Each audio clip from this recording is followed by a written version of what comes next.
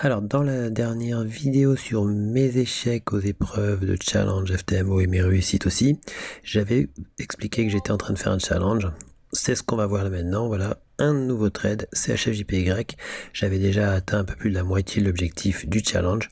Ce CHFJPY plus tard est stoppé pour moins 836,79. Je le rajoute dans le graphique d'évolution. On verra aussi l'espace client plus tard, l'espace client FTMO.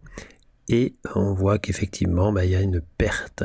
Plus tard, il y a le AUD USD, un short inopportun. On le verra d'ailleurs que c'était inopportun dans le bilan du challenge. Ce sera la prochaine vidéo. Voilà, stoppé effectivement à ce moment-là.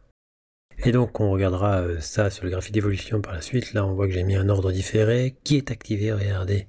Ensuite sur le GER40, un ordre donc à la baisse, on attend une baisse. Plus tard il y a la baisse qui se propose. Regardez, je fais le break-even en ramenant le stop qui était tout en haut à plus 39 €.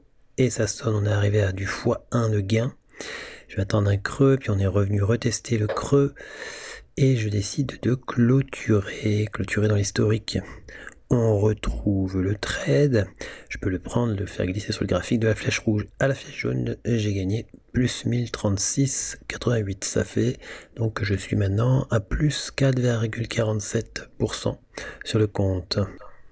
Puis je short le CAC 40 lors d'une remontée des indices, voilà, short, et puis ensuite on arrive à x1 de gain, j'ai un stop de 800 €, je le réduit à un stop gagnant de plus 36 € s'il était touché, voilà, plus 36 €, et peu de temps après je décide de le clôturer. Oui, j'ai eu deux pertes d'affilée, je prends du gain sur le GER40 et puis maintenant sur le CAC 40 on voit une évolution plus 5,65% désormais sur le compte.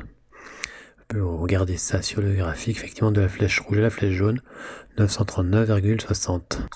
Le lendemain, avant 15 h, j'achète, voilà, l'euro AUD et je mets un stop, là on est maintenant en H4, un stop loss, voilà, et un objectif. Cela dit, il y a une cassure de canal jaune, le canal jaune, on va peut-être revenir dessus, je vais réfléchir en réduisant l'objectif. Pour un objectif de à peu près du x1, une fois ce que je risque, ça fait 809 € d'objectif. Et puis finalement, peu de temps après, sur la ligne jaune du canal, je clôture, puisque très souvent on revient sur le dernier plus bas pour tester le plus bas d'après cassure. Là, donc on voit l'évolution, 6,30% sur le compte, avec ce dernier gain de 517,60 €. Le lendemain, peu avant 9 h, j'ai un ordre différé sur le DAX qui vient se faire activer juste à 9 h et qui vient aussi se faire stopper très directement. Voilà, donc stop d'à peu près 800 €, 799,92 €. Suite à cette perte, je refais un trade sur le CAC 40 cette fois-ci avec l'idée d'essayer de compenser cette perte, voire de sortir pourquoi pas gagnant de cette aventure matinale. Et ensuite, je décide peu après de fermer ce trade pour un gain d'à peu près 1498 €. Une heure plus tard, peu avant 11 h, achat donc sur l'euro AUD, puisqu'on a refait un retour pour les plus bas. Et puis finalement, ça évolue, break-even vers 17 h, peu avant 17 h, et puis clôture à 18 h. Journée terminée. De toute façon, j'étais fatigué. Et puis bon, le week-end arrive, donc attention. Et puis donc plus 459,58 €, je finis à 7,74% avant le week-end. Voilà, donc on est donc le week-end du 9 au 10 mars. Et puis on voit donc l'évolution, on voit que il faut réaliser encore l'objectif, même si on s'en rapproche. C'est pas encore fait. On avait donc la première semaine les 4 premiers trades jusqu'au 22 février. Puis du 28 jusqu'au 1er mars, c'était la deuxième semaine. Et puis ensuite jusqu'au 8 mars, donc la troisième semaine, on la retrouve ici, c'est les trades que l'on vient de relater. Voilà, et puis ensuite, il y a des statistiques FTMO, mais c'est pas très parlant puisque pour l'instant, il y a peu de trades. Finalement, c'est dans la durée qu'il faudrait voir. Et pendant que je faisais ce bilan, mais je trouve un trade le dimanche 10 mars sur le BTC-USD à la baisse. Donc je fais la baisse, je mets donc le stop, l'objectif. Voilà. Et puis par la suite, ça va évoluer à la hausse. Je m'attends donc à une hausse avant la redescente. Et on finit par arriver sur un niveau un petit peu sensible. Je décide de faire le break-even.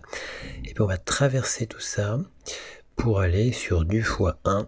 Je vais m'en contenter et prendre le gain à ce moment-là, avec un gain à 803,48 € qu'on retrouve sur l'espace client FTMO.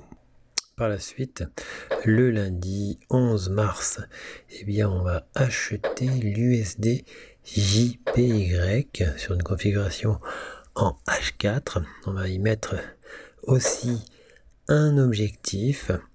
Et puis ensuite, on va réfléchir lors d'une progression à faire le break-even. Le stop initial était à 805 €. On le ramène à un stop gagnant de plus 42 €. Et puis ensuite, plus tard, sur une configuration en plus petit, on décide sur ce visuel de faire un stop suiveur qui est par la suite touché pour un gain de plus 462,37 €. Ça n'a pas voulu aller à l'objectif.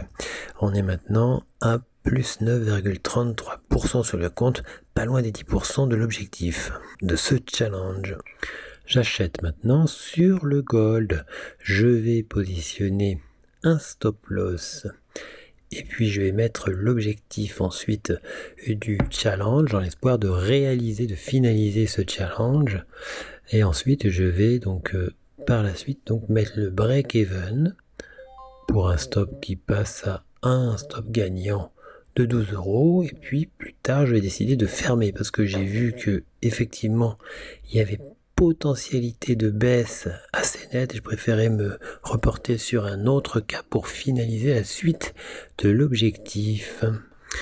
Je vais ensuite m'intéresser au AUD USD, achat sur le AUD USD, positionnement du stop loss et de l'objectif qui sera donc l'objectif de challenge. Il faut à peu près 300 €. Il y a des frais, donc du coup ça étend l'objectif un peu plus haut. Et puis on se rapproche de cet objectif. Voilà, on n'est pas loin là. Voilà, c'était juste après je crois. Ça touche effectivement l'objectif. Voilà, donc plus 273,16 et je suis maintenant à 88 032,86 €, plus 10,04%. Les 10% sont atteints. Voilà, donc le challenge est validé, c'est noté sur FTMO. Pour l'instant, le code de vérification n'a pas encore apparu, il faut attendre un petit peu. Voilà, donc on voit effectivement les données sur l'espace client FTMO. Donc pour l'instant, de toute façon, les données sont pas très parlantes pour les statistiques, etc., taux de réussite, tout ça, puisque il y a peu de trades, hein, finalement, il faut plus de trades pour avoir quelque chose d'assez parlant.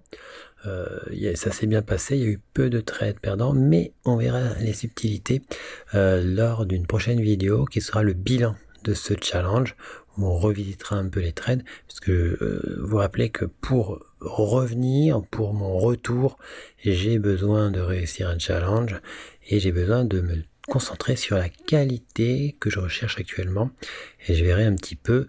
Il y a des petites subtilités, hein, vous verrez, qui montrent qu'on aurait pu faire mieux en évitant notamment quelques petites problématiques liées à la qualité quand même. Des petites subtilités intéressantes à faire à suivre.